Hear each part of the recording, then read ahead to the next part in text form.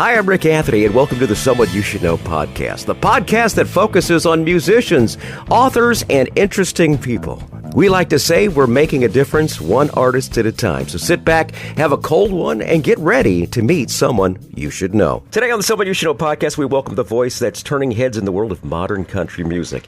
He has roots in rural Pennsylvania and a heart full of stories.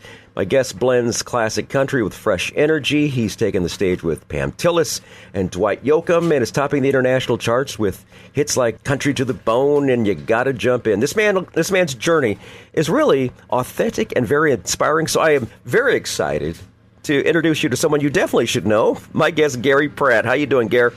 Hey, I'm doing great. Thank you for having me on the show. Oh, hey, it's a treat. When I heard your music, it's like, hey, this guy's good. He deserves to be on the podcast here. So we're gonna start by asking you about growing up in a small coal mining town in Slicksville, Pennsylvania. Tell me about Slicksville and some early musical memories from your hometown.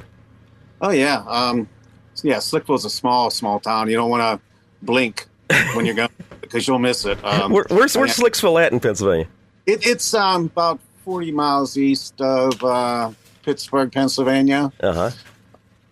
Just it was an old, small coal mining town. Okay. But the people were great. You know, there's still good people that live there. My parents, my mom lives there because my dad passed away I'm sorry.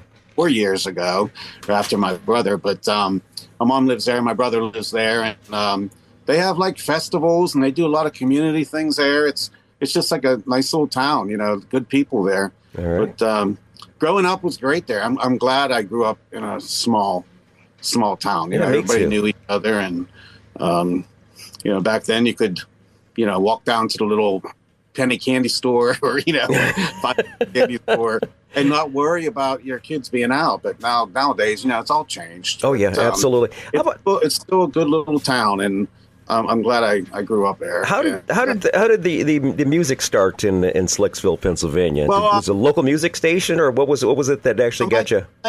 My dad and uncles, they all listened to country music all the time, and you know, the old like Merle Haggard and, you know, Conway Twitty and all that. And I sort of grew up there. My dad played guitar, and he was never in a band or anything. I tried to join my band one time. He said, "Oh no."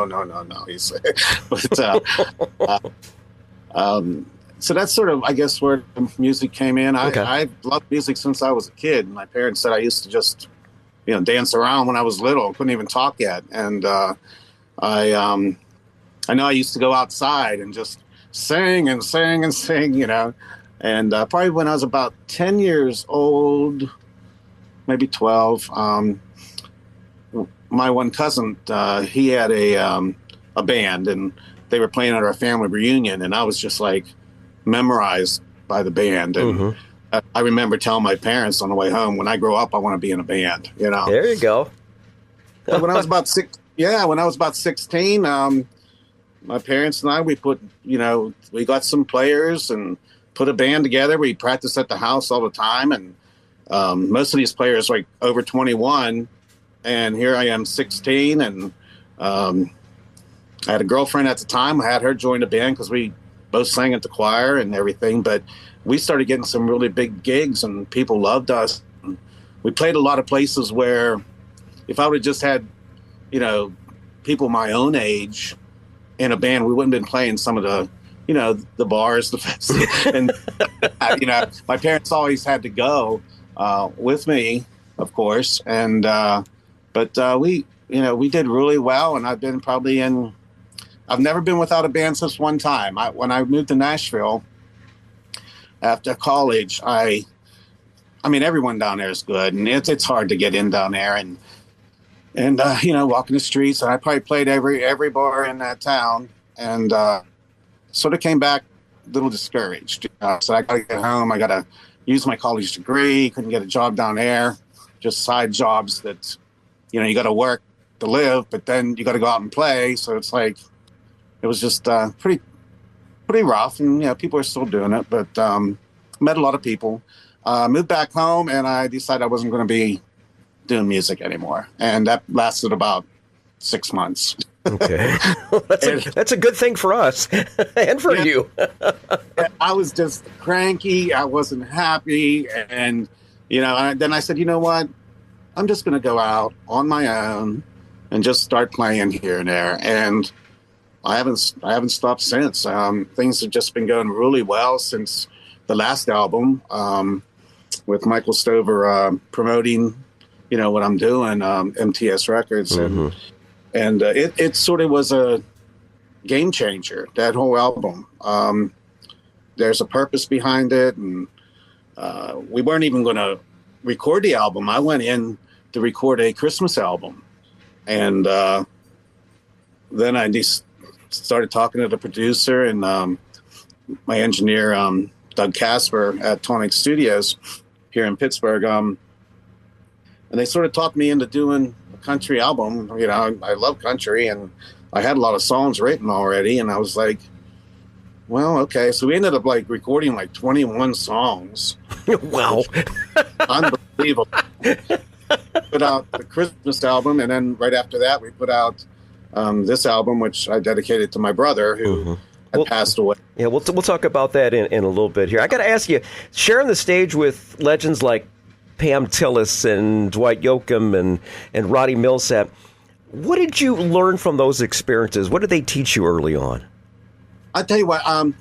Well, Dwight Yoakum, I'm not a guy to go out there with a ball cap on and jeans and a t-shirt. I want to look like I'm on stage. I'm there to, and a lot of people nowadays, that's what they wear. They don't really think about it. Now, Dwight Yoakum, when they come out on stage, that they're there to entertain. Now, I don't get quite that dressed up as some of his people, but, I try to look, good. Nudie suits are expensive. I know. Because I wear hats sometimes I don't, but I can't sit without my boots on, though. I always have to have my boots on. Even in the studio, I had to have my boots on. It's just something, I guess. Well, that's exactly it. As far as you got to get, in the mood. As far as that goes, if you're gonna do music and such, you got to have what makes it happen. If a person writes, they got to have, maybe their candles. They got to have some incense, a little bit of music going, or something like that. It's whatever makes it right. And we got to talk about some brand new music that came from you putting your boots on and everything. A song called Red Barn. It's a new single. I got to ask you, what inspired it, and where did this come from? Well, I'll tell you what. I did not write that song. Okay. It was written by Jason Patrick Matthews, and he is written for Luke Bryan and Billy Currington. So he's had some hits out there with them, but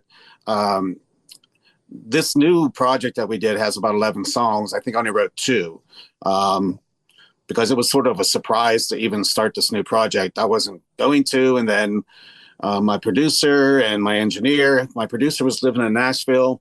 He's also an entertainer and a songwriter, and signed with Sony now. And so he was really busy. And then out of the blue, they called and they said, "Hey, I got some time off. I'd like to come up. You want to put a program, put something together?"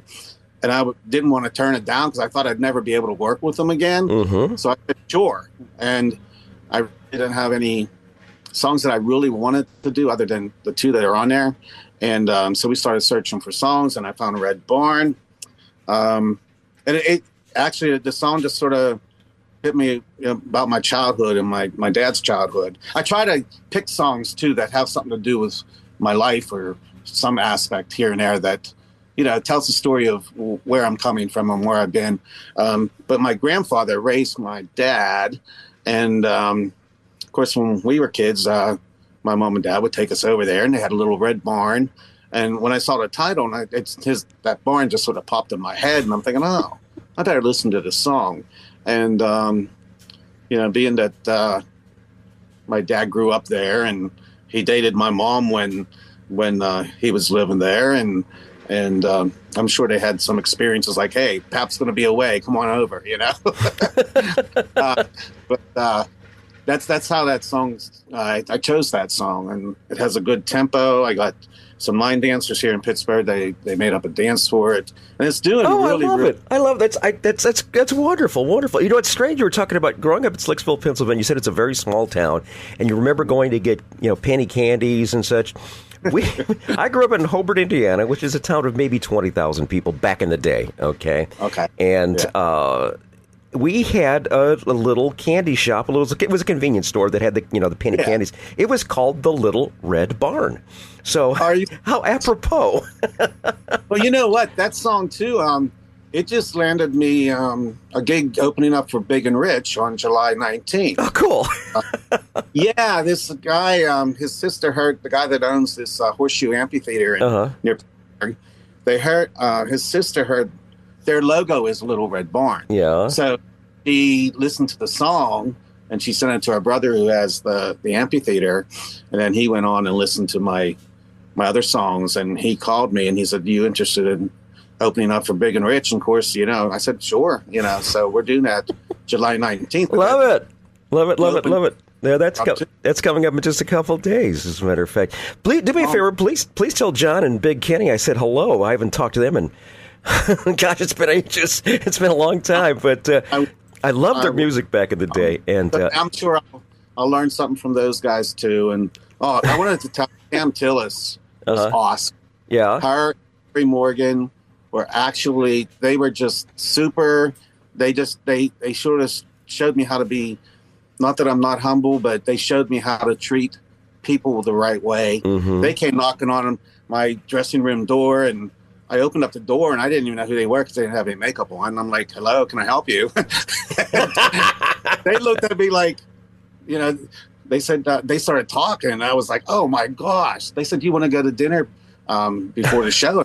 Like, yeah. They said, "Well, give us 10 minutes, and we'll be right back." Well, when they came 10 minutes later, you knew it was them. They looked the part. But how did they get dressed in 10 minutes? As far as they must have had everything, the wigs and everything, everything ready to jump in. It wasn't very long, and we went out. We just had pizza, but they really were so super, and I tell people about them all the time. Great ladies. Awesome. Loved them. Very good. What's it like working with Adam Ernst on your latest project there? Adam? Yeah. Adam is unbelievable. He produced this project now. Mm-hmm. I had a different picture on the 21 album and the Christmas album, but he is just unbelievable talented. Writes. People should look him up on Google Adam Artist Nashville. Writes so many songs. He's trying to make it as a solo artist himself. He's living in Nashville. And then when he said about he'll come up one week out of every month till we get the new project done. Mm-hmm. And he did all the instruments on this last project. And unbelievable. Brought me some songs from some of his friends that write down there. And he produced the album, did all the music, and then Doug Casper, like I said, he's the engineer, mm-hmm. and he's right now Doug is fine tuning everything, and so we can get some of the songs out there. I'm going to release these songs one by one as singles, and maybe when we get so many, then we'll release an album. The last one, the album was released all one time. Mm-hmm. And nowadays, people seem to be releasing singles before they, have the other, like a whole album out. So that's what we're doing this time. Here's something people keep forgetting about, that when a song gets put together, like in your case here, Red Barn, mm-hmm. You've got to have a thought for it. Your engineer has to have a thought for it. And it's got to be a cohesive thought, because if he decides he's going to go ahead and change the tempo and take out some of the instruments that you thought were most prevalent and stuff like that, you two have got to be in the same mindset, don't you? Yeah, you know what? I leave it up to Adam and Doug. I trust them completely. Wow, okay. Adam knows what's going on in Nashville. He lives there. He knows what people are looking for. And I just, I leave it up to them. And, okay. We listen to it, and there's different things. I say, well, I think this, I'll have some input on it, but I really go by what they're trying to tell me. And this new project is like 100% better than the last, which is unbelievable. I really like the last project, and this is got another whole new level. And musicians want that. They want to do better than what they did before. Mm-hmm. They want to learn more, continue to learn and get better and better. So I'm real proud of what's going on with this project. Well, enough of us yakking about it. Let's play the song. Here's Red Barn from my podcast guest, Gary Pratt, right now on the Someone You Should Know podcast.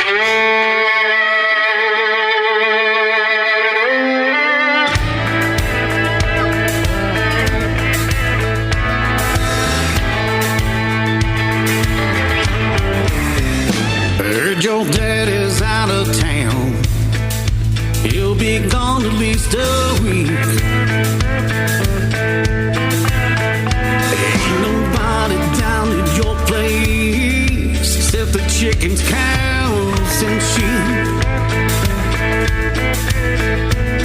It must get kind of scary out there by yourself when it starts getting dark. What you say, I come over, park my Silverado in your little red barn. I could bring a case of beer or something stronger if you like. We could hang out in the hayloft or slow dance in the full moonlight. No, we can't disturb no neighbors, and you'll feel a whole lot safer once I take you in my arms.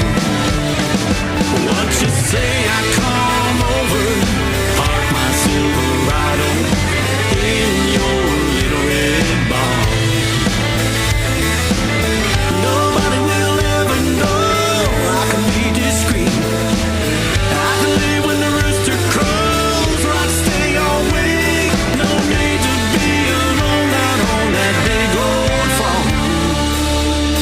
What you say, I come over, park my Silverado in your little red barn. Hey!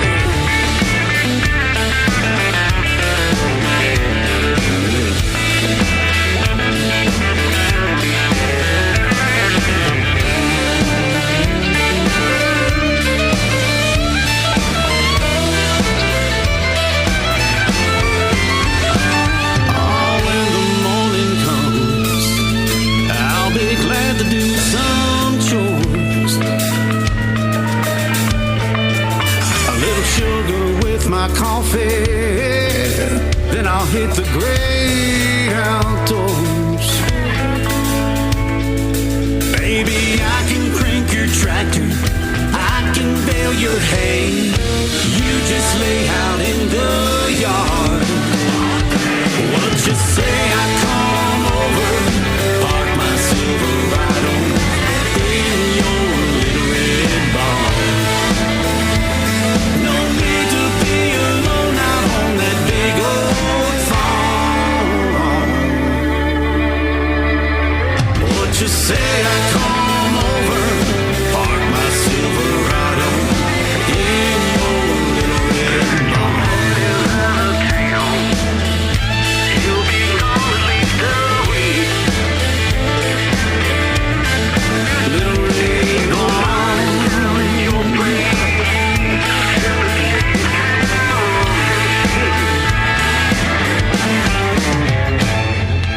Great song right there from my guest, Gary Pratt. That's called Red Barn. More conversations and more great music coming up in moments. But first, I want to say thanks so much for tuning into the Someone You Should Know podcast. And I want to thank our good friends at Buzzsprout. They've been around since the start here, getting our wonderful show on all the different platforms. There's 17 different platforms that we're on. Apple Podcasts and Spotify, Amazon Music, Podchaser and Pocket Casts and Deezer. There's like, say, 17 of them. All you have to do is look for the name, Someone You Should Know Podcast, and you'll find us. And also, they are the ones that provide us the stats, and we're so elated to find out that we're heard in over 2,920 cities in 109 countries and territories around the world. High fives go out to Gary, Indiana, also Windsor, Ontario, Manitou Springs, Colorado, and the incredible men and women of the 82nd Airborne Division of Fort Bragg, North Carolina. Thanks for listening. All right, guys and gals, thanks. Be safe. God bless you. Be safe.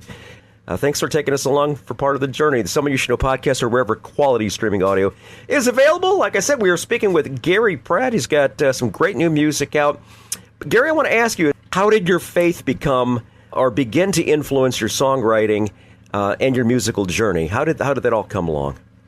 I've always, I went to church when I was a kid, and I always, loved the hymns and religious songs. But I don't know, I've always had a strong faith, and a lot of my songs do mention God in them. Mm-hmm. Some don't. Some songs are party songs, but when I'm writing, it seems like somehow they're not really. Let's say they're not really a Christian song, mm-hmm. but you can.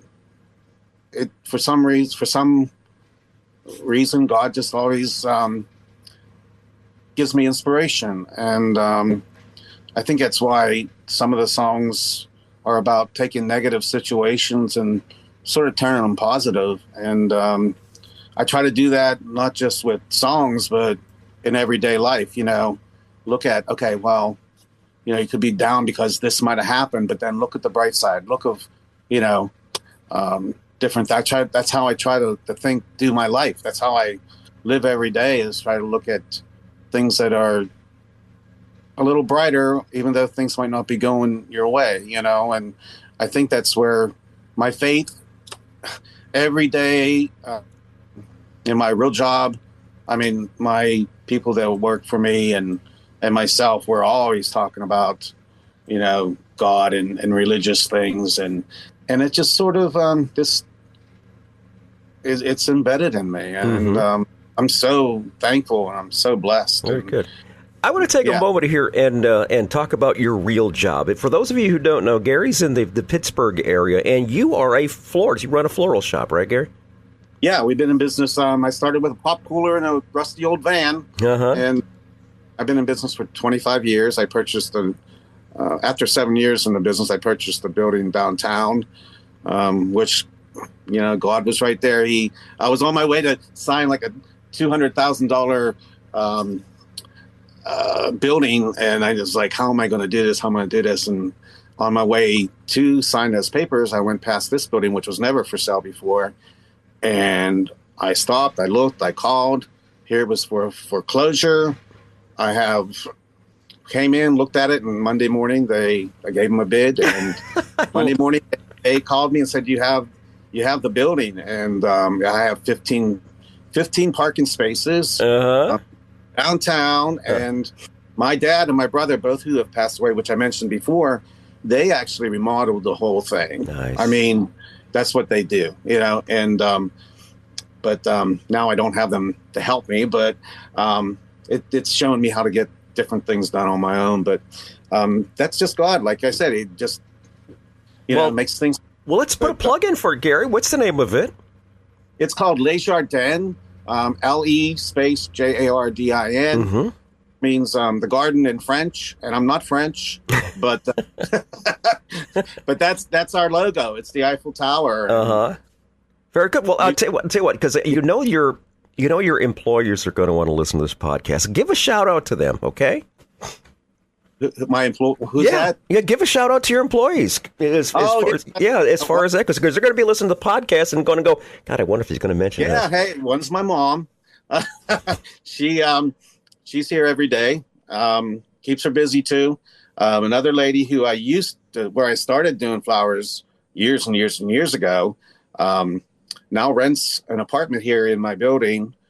In the summertime, her and her husband come up from Florida, and so she's here every day working. And then I have a driver who actually wears a cowboy hat every day. He always. It's just like sort of ties the whole thing together, But they're just wonderful. Good people. What we're going to do is we're going to take the website. We're going to go ahead and put that down in the show notes, along with all the other socials and such like that. But I want to make sure that people who happen to be in the area and actually truly looking for a good florist, we can go ahead and put that Right there. Yeah. Well, yeah, there you go. Give you a little love. Yeah. What do you say? Okay. We've been #1 florist in Westmoreland County here for the last 6 years. We've been voted, by the people in the community. So we got a lot of awards there too. So, but it's LesJardinFlorals at hotmail.com, or that's my email. LesJardinFloralsHomeDecor.com. Okay, very good. We'll include that in the show notes and make sure everyone who's in that general area uses them as your primary florist, and I'm sure Gary will catch a good deal. Awesome. All right, very good. Let's back up a couple of years, back up 4 years. Your album's called Something Worth Remembering. Now, what you mentioned about this twice now. Let's talk about it being dedicated to your late brother. And once again, condolences on the loss of your brother and your father. Thank you.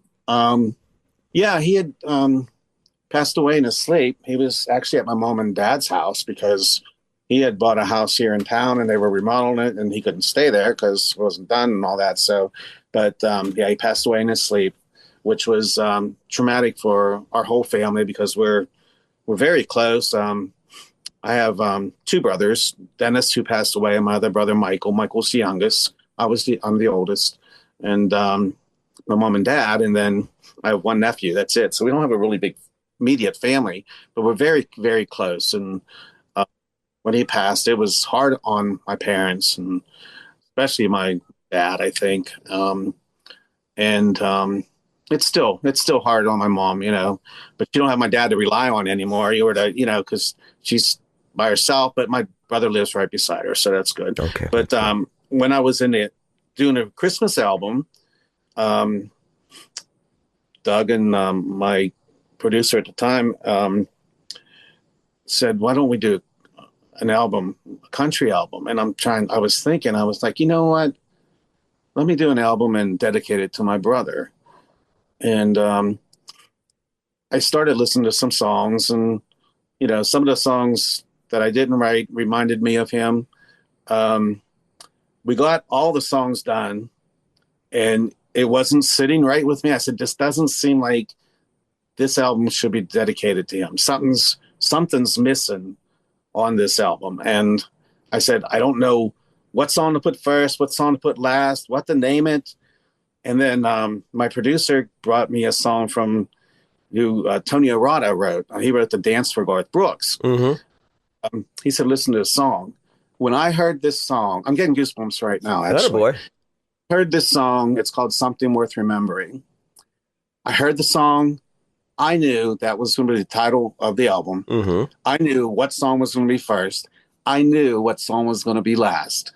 And there you go again. God brought that song to me. Of course. If the questions, just ask God. He's already got it figured out for you as far as that goes. Yeah, I love that.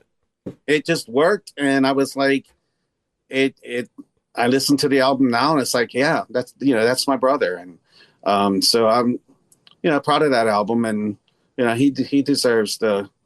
Well, he's looking down. Both your dad and your brother are looking down. Are very proud of you, what you're doing and everything, especially doing the business and doing the music and dedicating this project to your brother. They're all looking down. They're all very proud of you. They're also kind of directing your ways too, I'm sure. There's another song. There's another song on this album I want to talk about called "To Find Us." Tell us about "To Find Us." It's a great song. That is when I'm out singing that song.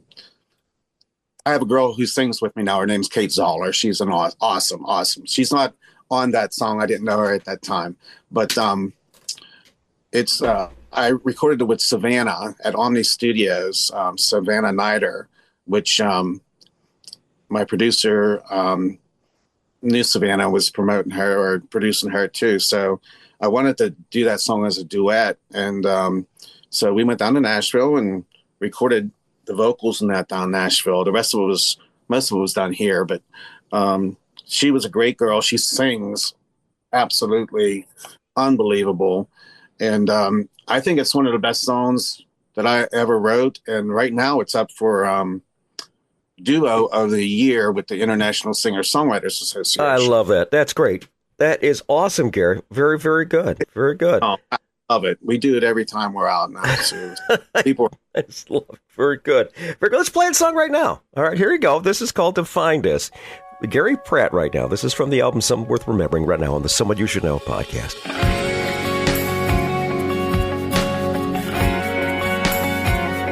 Ooh, yeah.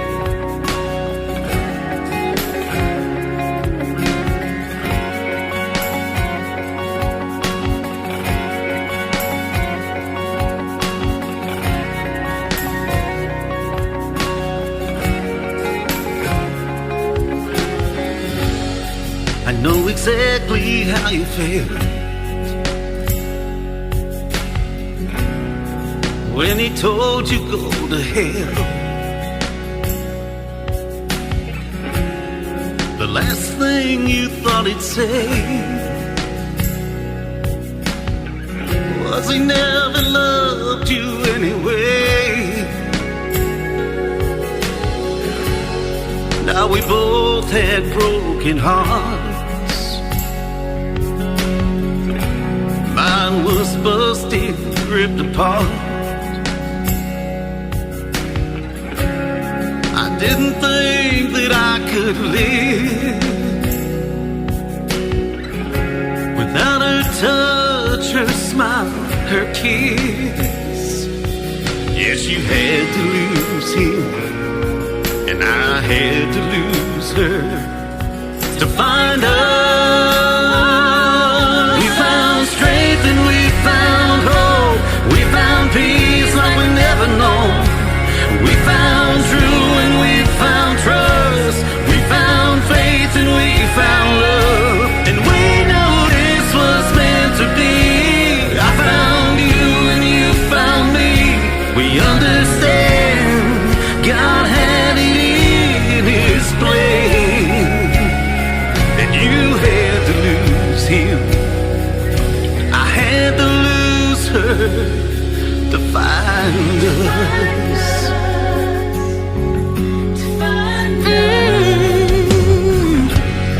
I guess we could write them a note and thank them for the hearts they broke, and for the day they said goodbye. It was a blessing in disguise. I had to lose him. You had to lose her to find us.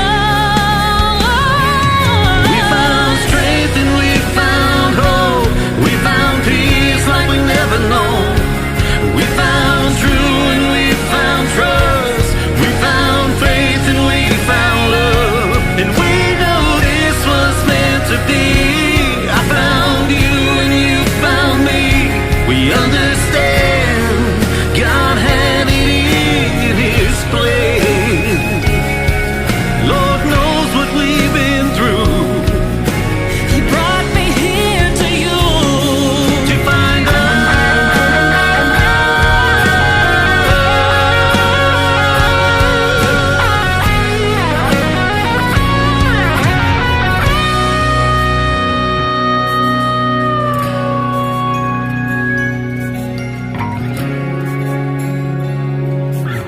He brought me here to you.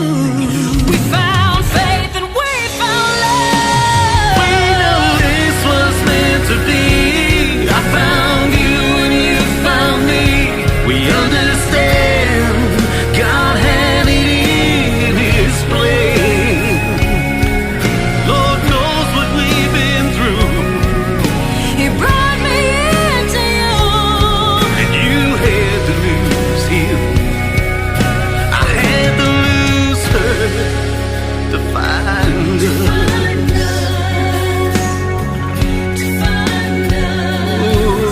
Yeah.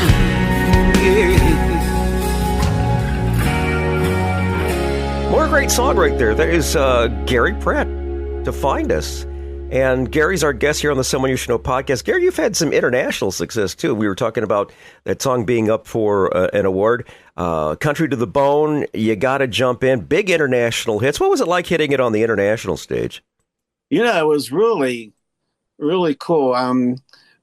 I got Songwriter of the Year with the International Singer-Songwriters Association because of the 21 album. But that was such a really cool. Flew down to Atlanta, and when they announced my name, and you get up and you go up on stage, just like the big time, and say your acceptance speech, and it was a dream come true, And this year I'm up for Male Vocalist of the Year, and that the song that we just played is up for Duo of the Year.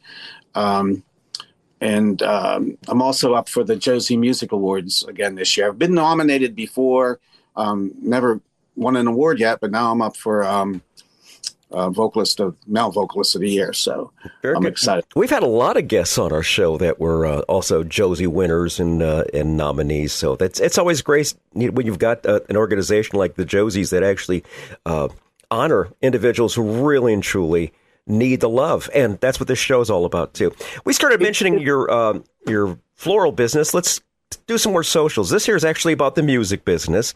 Do me a favor and tell us where we could find you, because I know you've got a gig coming up in just a couple of weeks. Let's talk about the gig and also talk about where we can find you on socials.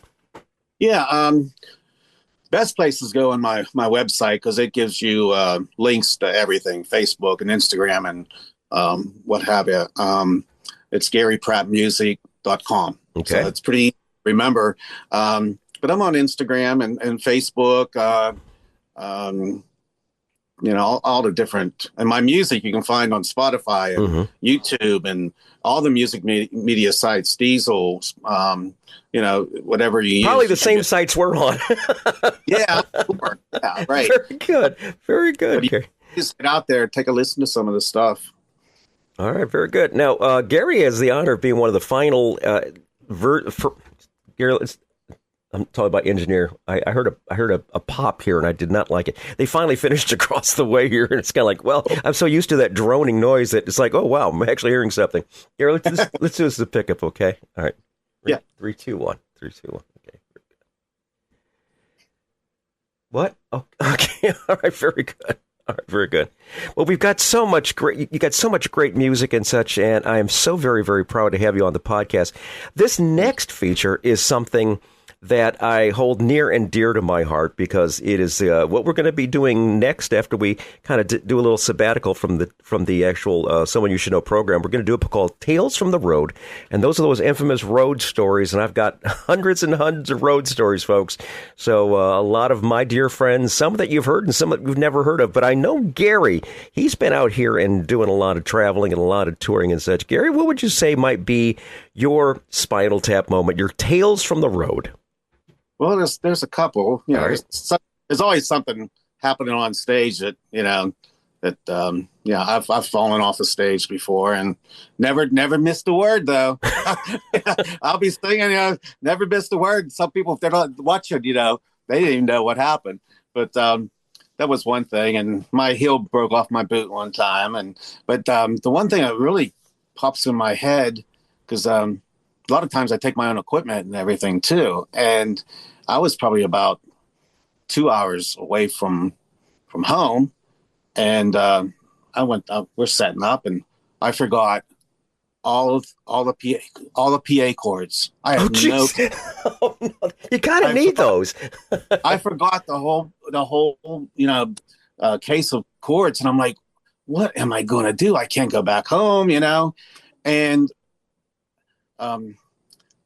it was like probably about 5:30, and I'm thinking, what am I going to do? And I got this bright idea, start calling, music stores, So I had to buy all these chords.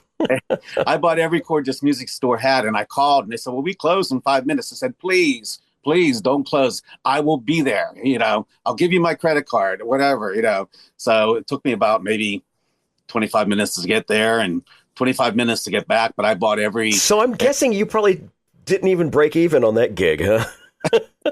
I'm sure I did not, but I have a lot of chords now. You're set for chords as far as that goes. Wonderful. Yeah. Watch everything now wind up being wireless. So there you go. Sell them all on eBay, Gary. These are Gary Pratt autographed chords. Yeah, I'll put a little tag on them. Very good. Very good. Hey, Gary, it's been a blast talking with you. We're going to wrap things up with Sounds Like Whiskey. This is a great song. Can you give us kind of the rundown on where this whole song came from? Yeah. When I write songs, too, I listen to what people talk about. They might not even be talking to me, and maybe just, even people that come in my store here, they'll say something. I'm like, oh, is that a good title for a song or a good line?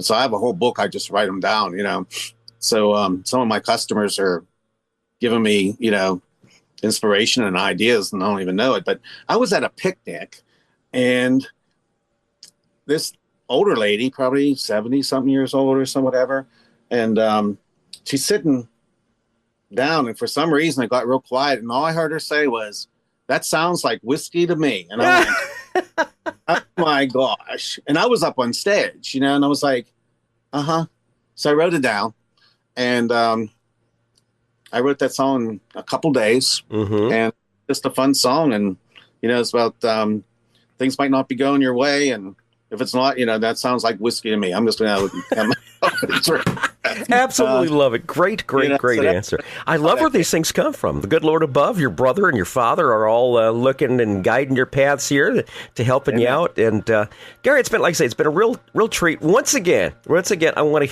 hit your flower store. What's the name of it again? Les Jardins, Jardin. It's in Greensburg, Pennsylvania, and it's Les Jardins Florals HomeDecor.com. Of course, my music is GaryPrattMusic.com. All right, very good. Gary, been a treat. Thanks so very much for being a guest on the Someone You Should Know podcast. You've been great, Rick. I appreciate it very much.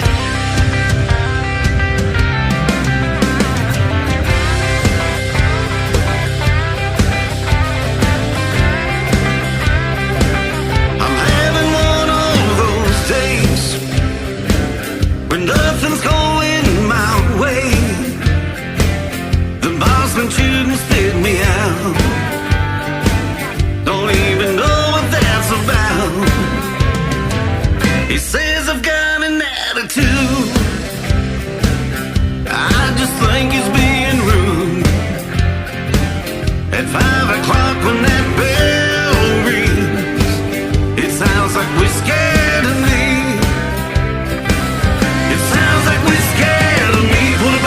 From the shelf, light 'em up and pour 'em out on the rocks, or maybe not.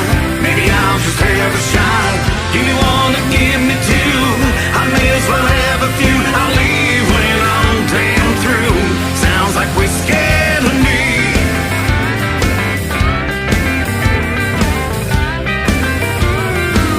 Can't wait the weekends all mine. I plan to have a good time. Just drink my beer and carry on. Won't even notice that she's gone. She's out of sight and out of mind. I'll laugh and dance to closing time. If someone mentions her name, it sounds like whiskey to me.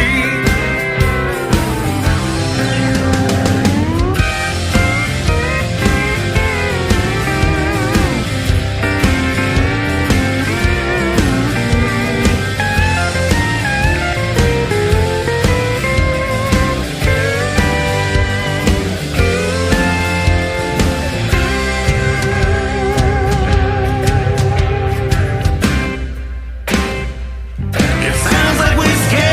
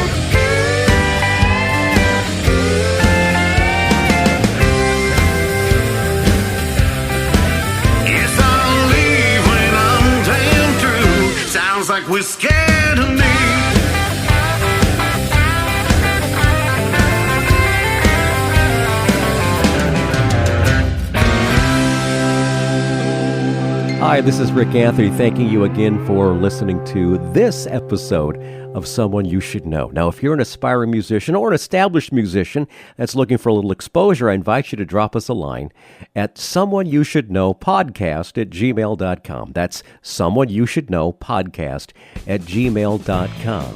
Also, I invite you to tell a friend about the Someone You Should Know podcast. I thank you for tuning in this time, and I invite you to check us out next time on the Someone You Should Know podcast, because you never know who's going to show up. Until next time, remember, God loves you, and so do I.